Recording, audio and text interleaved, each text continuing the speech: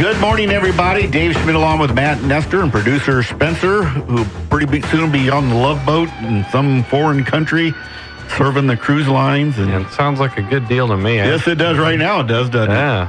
Yeah. And we went on a cruise last year. It was a good time. There you go.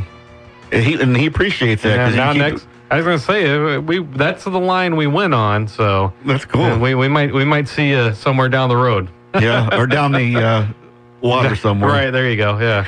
Good to have you along today. Hope that you enjoyed our... we had two good interviews today. We had Ed Jones and Justin Shelley on I really enjoyed that Ed Jones interview. We'll have him back. Yeah, I enjoyed Coach Shelley too, but I really enjoyed that Ed Jones interview. And, there's several guys like that out there that we just need to try to track down and get on here one of these days. It's hard to find him because, I found Ed and made contact with him on Facebook. Yep. And it was lucky because you know how Facebook can be. It may not want to give you stuff. So. There's a lot of good players from different eras, though, that are out there. And, I see some of I've seen Ed before on this page I'm on Facebook where they'll go back and forth between some of the different eras. Oh, my guys are better than your guys. And, they'll do some of that argument. It's fun, though. I mean, it really wasn't. I think we've had some good players. I think we've kind of hit another really strong period of basketball here probably over the last, 5 to 7 years. And a lot of that has to do with Fred, obviously. But we've had a lot of other really good players come through this area that are off playing Division I basketball now.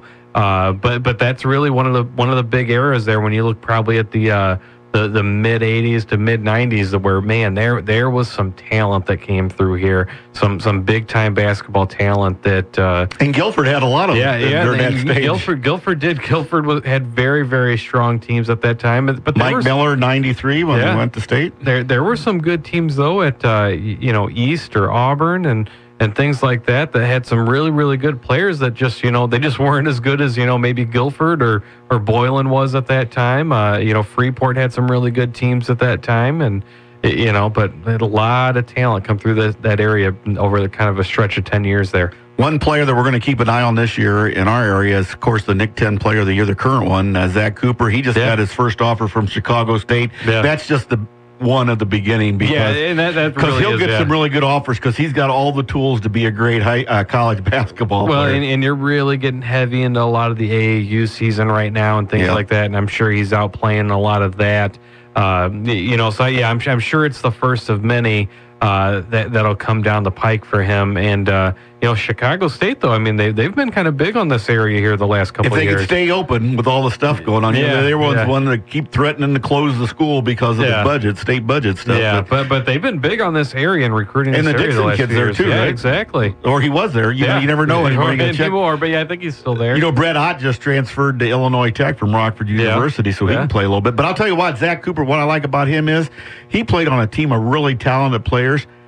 But he fit in and made everybody better, and they made him better. It was kind of a really good combination there last year. It was a credit to coach and players last year because I really thought between him and maybe two or three other players, a lot of coaches would have taken that and really just probably run those guys into the ground, and a lot of players would have been wanting to do those kind of, because they had a couple really, really good. They had a lot of good players, obviously, but a couple that were really, really talented players that.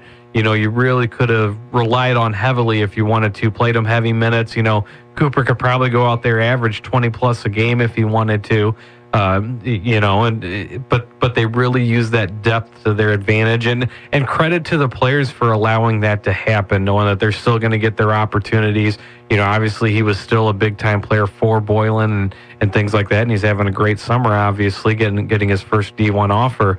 But it really was kind of a special group, and we'll see what they can do this year, see if they can replicate some of that cohesion and things like that.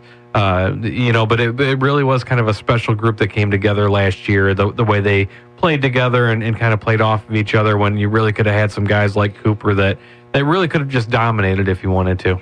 Yeah, on a lot of teams he would have in the past. Yeah, exactly. He would have been, He would have scored a lot of points, too. Yeah, and he did fairly well. That's not to say he didn't score his fair share of points, but, I mean, like I said, he could have easily averaged 20+. You could have dropped him on any other team in the conference that wasn't as deep, and he would have been, the highlight player, the guy that's out there taking all the shots. A lot of guys would take him. Exactly. That's for sure. There's no doubt about that. The East Summer League just finished, and I want to thank Roy Sackmaster. He did a great job on that, and they had the tournament concept at the end, and I had a chance.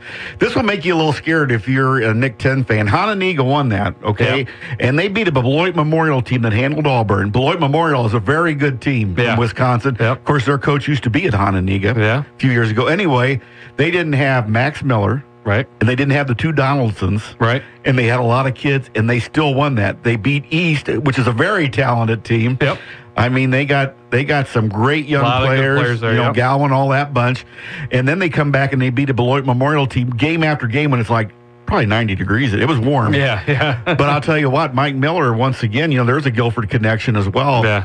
It's going to be a good year. I had a chance to see a lot of good ball players. And that summer league was great this year. We had a lot of good young players last year in the conference that are getting older. Hononegah had a lot of them on their team. And they always do. And they're another one of those teams that really play that team concept and things like that too. So there are some players that are probably pretty good players that maybe you don't recognize as much because they just play within that team concept and that team game. I tell you what, I think the conference is going to be a lot of fun this year. Obviously Boylan, this guy has a lot coming back and a lot of players coming up and into the program. They're going to be favored again, I think. But did you hear how many freshmen they had? Did you see that? Oh, yeah. They had two freshman teams that competed real well. Yeah. So they're going to have to, some of those will probably be on sophomore teams. Yep, exactly. Holy cow. Exactly. Well, there are some people, that are talking around here that this freshman class of Boylan is one of the most talented classes anywhere in a long time. The ones that are going to be sophomores or the ones that are going to be coming in as freshmen? Because I heard last year's, with Gordy and those guys, they won the Nick 10. Yeah, so, so a lot of talent there. They're going to be up there, but I do think that Hononegah team is going to compete very, very well, and that's one of the teams that you look at that could say, boy, they might be able to knock Boylan off. Auburn's not going to go away. They gave Auburn that real good game last year in the final. I mean, it was close the whole time. So. Yep. Auburn's not going to go away. I mean, you better take a roster along with you. You're not going to know everybody, but they're not going to go away. I think East is going to be right there with some of the players they have. It's going to be a very good year in the conference.